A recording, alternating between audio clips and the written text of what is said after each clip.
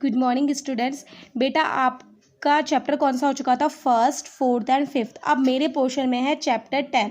ठीक है, चैप्टर 10 है आपका वृत्त। वृत्त तो सबको पता होता है, गोलाकार पाथ को हम क्या कहते हैं? वृत्त कहते हैं। गोलाकार जो गोल हो। ठीक है, अब जैसे मैंने ये कुछ डेफिनेशंस लिखी है, इनकी डेफिनेशंस करनी है हमें इस चैप्टर को समझने के लिए। तो सबसे पहले वृत्त क्या होता है? वृत्त क्या होता है बेटा, जैसे कि यहाँ पे भी इन्होंने बोला गया है, क्या बोला है? सेकंड की सुई के सिरे से बनता हुआ पथ एक वृत्त कहलाता है। वृत्त को हम बोलते हैं सर्कल। ठीक है, इसको आपको मैं अपनी लैंग्वेज में समझाऊं तो मैं आपको ये बताऊं कि किसी तल पर स्थित बहुत सारे बिंदु, अनेकों बिंदुओं को आपस में मिलाकर बनाई गई गोलाकार रचना। क्या बोला मैंने? किसी पथ पर स्थित, किसी तल पर, ये हो गया तल आपका, किसी तल पर स्थित, तल मतलब जिस चीज़ में मैं बनाना चाह रही हूँ। ठीक है, किसी तल पर स्थित बहुत सारे बिंदुओं को आपस में मिलाकर बनाई गई गोलाकार रचना को हम क्या कहते हैं? वृत्त। क्या बोलते हैं हम? वृत्त। तो वृत्त समझ आ गया। गोलाकार रचना को हम क्या बोलते हैं? वृत्त बोलते हैं। अब बेटा वृत्त किससे बनता है? केंद्र बिंदु से और त्रिज्या से। तो पहले ये दोनों भी टॉपिक समझ आने चाहिए। केंद्र बिंदु क्या होता है? केंद्र बिंदु क्या होता है? किसी वृत्त का मध्य बिंदु, मध्य बिंदु जो स्थिर हो, जो फिक्स हो। स्थिर मतलब फिक्स होना, वहीं पे स्थित होना। जो फिक्स हो, स्थिर हो, उस बिंदु को मैं केंद्र बिंदु कहती हूँ। मैंने क्या बोला? किसी वृत्त का मध्य बिंदु जो स्थिर हो और जिसकी मदद से, जिसकी सहायता से मैं उस वृत्त की रचना कर सकूं, उसे बोलते हैं केंद्र बिंदु। वृत्त का केंद्र बिंदु। तो समझ आ गया वृत्त क्या होता है, वृत्त का केंद्र बिंदु क्या होता है, और इसकी मदद से ही हम वृत्त की रचना करते हैं। दूसरा होता है त्रिज्या। त्रिज्या क्या होती है बेटा? केंद्र बिंदु से वृत्त पर स्थित, पर का मीनिंग है इसकी बाउंड्री पर। ये बाउंड्री होती है ना, बाउंड्री तो जानते हो क्या होती है? ये होती है बाउंड्री। बाउंड्री, बाउंड्री पर स्थित किसी बिंदु को मिलाने वाली लाइन को हम क्या बोलते हैं? बाउंड्री पर स्थित किसी बिंदु को मिलाने वाली लाइन को हम क्या कहते हैं? त्रिज्या। केंद्र बिंदु से बाउंड्री पर स्थित किसी बिंदु को मिलाने वाली रेखा जो बनती है उसे हम बोलते हैं त्रिज्या। ठीक है, उसके बाद आता है व्यास। व्यास की एक डेफिनेशन तो ये है कि त्रिज्या के दुगने पार्ट को, मतलब हम व्यास को ये बोलते हैं कि त्रिज्या का दुगना होता है। ये फॉर्मूला भी यूज होता है कई बार, व्यास इक्वल 2 × त्रिज्या। त्रिज्या के दुगने पार्ट को हम क्या बोलते हैं? व्यास कहते हैं। और दूसरी लैंग्वेज ये है कि वृत्त का वह भाग, वृत्त की सबसे बड़ी जीवा को हम व्यास कहते हैं। अभी जीवा बताऊंगी मैं क्या होती है। ठीक है, मतलब दो बिंदुओं को आपस में मिलाने वाली लाइन को हम जीवा कहते हैं। अभी ढंग से और समझाऊंगी, पहले समझ लो कि वृत्त केंद्र बिंदु से जाने वाली एक ऐसी रेखा, व्यास की डेफिनेशन सुनो। केंद्र बिंदु से जाने वाली एक ऐसी रेखा जिसके दोनों सिरे, दो सिरे कौन से होते हैं? एक तो स्टार्टिंग सिरा, मतलब जहां से स्टार्ट हो रहा है, और एक एंडिंग जहां पे एंड हो रहा है। तो जिसके दोनों सिरे वृत्त पर स्थित हो। वृत्त पर का मीनिंग है उसकी बाउंड्री पर स्थित हो। तो व्यास के दोनों सिरे वृत्त की बाउंड्री पर स्थित होते हैं, और ये व्यास जो होता है ना, ये कंपलसरी है कि वो केंद्र बिंदु से जाए। तो इस लाइन को मैं व्यास कह सकती हूँ, इस लाइन को मैं व्यास कह सकती हूँ, इस लाइन को मैं व्यास कह सकती हूँ, इसको मैं व्यास कह सकती हूँ, इसको मैं व्यास कह सकती हूँ। तो जो लाइन केंद्र बिंदु से होके जाए और उस लाइन के, उस रेखाखंड के दोनों सिरे वृत्त पर स्थित हो, उसकी बाउंड्री पर स्थित हो, उसको हम व्यास कहते हैं। उसके बाद आया अर्धवृत्त। अर्धवृत्त क्या होता है बेटा? अर्धवृत्त वृत्त का एक ऐसा भाग होता है जो वृत्त को दो बराबर भागों में बांटता है। और इसकी एक डेफिनेशन ये है कि अर्धवृत्त के सिरे, सिरे तो मैंने समझा दिया, दो सिरे होते हैं, एक स्टार्टिंग एक एंडिंग। अर्धवृत्त के सिरे व्यास के सिरे होते हैं। तो मतलब यहाँ से लेकर यहाँ तक का टुकड़ा, ये टुकड़ा मैं ऐसे बना देती हूँ, यही टुकड़ा बनेगा। ये जो टुकड़ा होता है, इस टुकड़े को मैं बोलती हूँ क्या? अर्धवृत्त। वैसे भी नाम से ही समझ आ रहा है, आधा वृत्त। तो अर्धवृत्त वृत्त को दो बराबर भागों में बांटता है। उसके बाद आई परिधि। परिधि क्या होती है बेटा? इस वृत्त की पूरी लंबाई को हम परिधि बोलते हैं। मतलब यहाँ से लेकर यहाँ तक जितनी भी ये लंबाई यूज की है ना, इसको हम बोलते हैं परिधि। और वैसे भी ना नॉर्मल लैंग्वेज में हम बोलते हैं बाउंड्री। एक देखो, वृत्त के अंदर एक क्षेत्रफल होता है, एक परिधि होती है। क्षेत्रफल क्या होता है? जब मैं किसी वृत्त के अंदर के भाग में क्या है इसका पता लगाती हूँ, तो वो क्षेत्रफल होता है। जब मैं उसकी बाउंड्री के बारे में पता लगाती हूँ जस्ट, तो वो उसकी परिधि होती है। तो परिधि की डेफिनेशन है कि संपूर्ण वृत्त की लंबाई को हम बोलते हैं परिधि। उसके बाद जीवा। जीवा मैंने अभी समझाई थी क्या होती है, दोबारा समझ लो। जीवा क्या होती है? किसी वृत्त के एक बिंदु से, किसी वृत्त पर स्थित एक बिंदु से दूसरे बिंदु को मिलाने वाली लाइन को क्या बोलते हैं? जीवा। क्या बोलते हैं?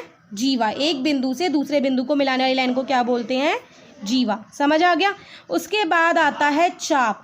चाप क्या होता है? जैसे ये जीवा एक सीधी लाइन होती है ना, तो चाप जो होती है वो वृत्त का पार्ट होता है, वो वृत्त जैसी होती है। ये दिख रहा है आपको? ये, इसको हम कहते हैं चाप।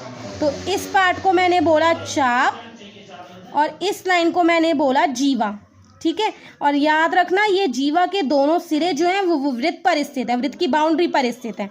ये जीवा है जो सीधी लाइन होती है, और ये जो सर्कल के रूप में होता है, जो गोलाकार का आधा पार्ट होता है, वो चाप कहलाती है। और इसके भी दोनों सिरे क्या होते हैं? सर्कल की बाउंड्री पे होते हैं। ये समझ आ गया? समझ आ गई? स्माइली फेस बोल सकते हो आप, आपकी लैंग्वेज में स्माइली फेस को हम चाप कहते हैं, और जीवा सीधी लाइन होती है। ठीक है। जीवा को हम इंग्लिश में बोलते हैं कॉट, चाप को बोलते हैं आर्क। चाप जो होती है, मतलब आर्क जो होती है, ये दो टाइप्स की होती है। एक होती है लघु, लघु को इंग्लिश में बोलते हैं माइनर आर्क, लघु चाप। और हिंदी में दूसरी होती है दीर्घ चाप, दीर्घ मतलब बड़ी, उसको बोलते हैं मेजर आर्क। लघु चाप, ये छोटी वाली चाप को हम बोलते हैं लघु चाप, बड़ी वाली चाप को हम बोलते हैं दीर्घ चाप। लघु चाप ये है, जैसे कि मान लो यहाँ से ये है ए बी, ये लघु चाप है। और एक चाप को दिखाने का तरीका भी यही है कि ए बी के ऊपर ऐसे बना दो, ये दिखाता है कि ये एक चाप है, ए बी के ऊपर, ये याद रखना। ठीक है। उसके बाद आया त्रिज्याखंड। त्रिज्याखंड और वृत्तखंड दो चीजें हैं। ठीक है। त्रिज्याखंड क्या होता है बेटा? त्रिज्याखंड से ही पता चल रहा है, इसमें त्रिज्या यूज होगी। त्रिज्या, दो त्रिज्या और एक जीवा से मिलके बना हुआ जो भाग होता है उसको मैं बोलती हूँ त्रिज्याखंड। जैसे ये त्रिज्या है, ये दो त्रिज्या हो गई, ये दो त्रिज्या, और इससे मिलके ये जो बनता है ना, क्या बोला मैंने आपको? दो त्रिज्या और चाप से मिलके बने हुए भाग को मैं बोलती हूँ त्रिज्याखंड। जैसे कि फॉर एग्जाम्पल मैं आपको यहाँ पे दिखा देती हूँ त्रिज्याखंड क्या होता है। ये है लघु त्रिज्याखंड, दीर्घ त्रिज्याखंड। दो त्रिज्या और चाप से मिलके बने भाग को हम बोलते हैं, ये बन गया हमारा त्रिज्याखंड। ये छोटा है इसलिए लघु त्रिज्याखंड, और देखो ये बड़ा है, ये भी तो एक त्रिज्या की तरह काम करना है, ये बड़ा है तो इसको बोलते हैं दीर्घ त्रिज्याखंड। फिर ऐसे ही आता है वृत्तखंड। वृत्तखंड में पता चल रहा है वृत्त का पार्ट होना चाहिए। और वृत्त का पार्ट तुमने क्या पढ़ा था?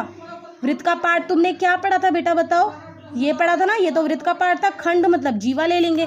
त्रिज्याखंड में दो त्रिज्या ले ली, वृत्तखंड में हमने जीवा ले ली। तो लेने तो यही है, ये आर्क लेनी है, चाप लेनी है, इसमें भी चाप ली, इसमें भी चाप ली। बस त्रिज्याखंड में दो त्रिज्या ले ली, वृत्तखंड में जीवा ले ली। तो ये हो गया लघु वृत्तखंड और ये हो गया दीर्घ वृत्तखंड। ये जीवा और चाप से मिलके बने भाग को कहते हैं लघु वृत्तखंड, और बड़े वाले को कहते हैं दीर्घ वृत्तखंड। ये हो गया लघु त्रिज्याखंड, ये हो गया दीर्घ त्रिज्याखंड।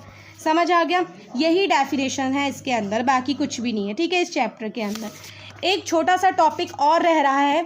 जब ये वृत्त बनाते हैं, जिस तल पे मैं वृत्त बनाती हूँ, वृत्त जो होता है ना, इस तल को, ये आपका 10.1 की डेफिनेशन फर्स्ट क्वेश्चन में आएगा जरूर, रिक्त स्थान में, या 1 मार्क्स में आ सकता है। जो वृत्त होता है वो तल को, जिस तल पे वो बना होता है उसको कितने भागों में बांटता है? बेटा ये वृत्त जो होता है ना, उस तल को कितने भागों में बांटता है? 3 भागों में बांटता है। पहला भाग है अभ्यंतर, ठीक है। दूसरा भाग है बहिर्भाग, और तीसरा पार्ट है वृत्तीय क्षेत्र। ये 3 पार्ट होते हैं। फर्स्ट पार्ट अभ्यंतर, अभ्यंतर ये हो गया वृत्त के अंदर के भाग को, नाम से ही पता चल रहा है अंदर के भाग को मैं क्या बोलती हूँ? अभ्यंतर। मैं डायग्राम भी बना देती हूँ। अंदर के पार्ट को बोलते हैं अभ्यंतर, ठीक है। और ये जो बाहर का पार्ट है इसको बोलते हैं बहिर्भाग, ठीक है। उसके बाद वृत्तीय क्षेत्र क्या होता है? ये बाउंड्री और ये अभ्यंतर, ये पूरा मिला के, मतलब एक सर्कल पूरा लेके उसके अभ्यंतर का भी जोड़ लो और उसकी बाउंड्री को भी ले लो, इसको बोलते हैं वृत्तीय क्षेत्र।